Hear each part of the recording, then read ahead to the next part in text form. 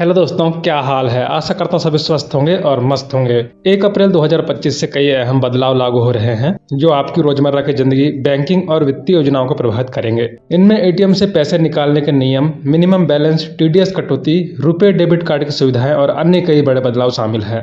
इनमें से कुछ नियम बजट 2025 में घोषित किए गए थे। आइए जानते हैं इन बदलावों के बारे में विस्तार से। हर महीने की पहली तारीख को पेट्रोलियम कंपनियां एलपीजी, सीएनजी, पीएनजी और एटीएफ यानी एविएशन टरबाइन फ्यूल की कीमतों की समीक्षा करती है। 1 अप्रैल से इनकी कीमतों में बढ़ोतरी या कमी हो सकती है। यह बदलाव सरकार और तेल कंपनियों के निर्णय के अनुसार होगा। बैंकिंग धोखाधड़ी को रोकने के लिए कई बैंक पॉजिटिव पे सिस्टम लागू कर रहे हैं। इसके तहत यदि कोई व्यक्ति 5,000 रुपए से अधिक का चेक जारी करता है तो उसे चेक नंबर, तारीख, पेयी का नाम और रकम की पुष्टि करनी होगी। इससे फर्जीवाड़े के मामले में कमी आने की उम्मीद है। National payments corporation of India (NPCI) ने रुपे डेबिट कार्ड सेलेक्ट करने में नई सुविधाएं जोड़ने का फैसला किया है। 1 अप्रैल से कार्ड धारकों को airport lounge access, insurance cover, travel, fitness और वेलनेस से जुड़ी सेवाएं मिलेंगी। एसबीआई और पंजाब नेशनल बैंक सहित कई बैंक अपने सेविंग अकाउंट में न्यूनतम बैलेंस की शर्तों में बदलाव कर रहे हैं। अब न्यूनतम बैलेंस की सीमा क्षेत्र, गांव, छोटे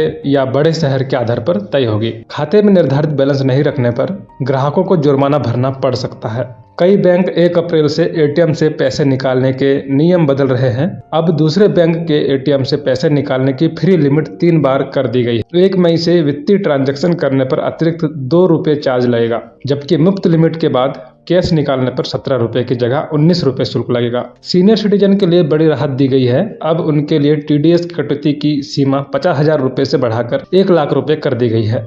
मकान किराए पर देने वालों को भी फायदा मिलेगा। अब किराए पर टीडीएस कटौती की सीमा 2.4 लाख रुपए से बढ़ाकर 6 लाख रुपए प्रति वर्ष कर दी गई है। पहले 7 लाख रुपए से अधिक के विदेशी ट्रांजैक्शन पर टीसीएस कटता था, जिसे अब बढ़ाकर 10 लाख रुपए कर दिया गया है। अब स्पेसिफिक फाइनेंशियल इंस्टीट्यूशंस से लिए गए एजुकेशन लोन पर कोई टीसीएस नहीं कटेगा। पहले 7 लाख रुपए से अधिक के एजुकेशन ट्रांजैक्शन पर 5% टीसीएस लागू था। डिविडेंड इनकम पर टीडीएस की सीमा 5,000 रुपए से बढ़ाकर 10,000 रुपए कर दी गई है। यह नियम म्यूचुअल फंड यूनिट्स पर भी लागू होगा। इन बदलावों का सीधा असर आपकी वित्तीय प्लानिंग पर पड़ेगा। बैंकिंग टैक्स और अन्य वित्तीय नियमों में हुए बदलाव को समझकर सही योजना बनाना जरूरी होगा। इससे आपको बिना किसी परेशानी का अपने खर्चों और बचत को सही तरीके से मैनेज करने में मदद मिलेगी। धन्यवाद।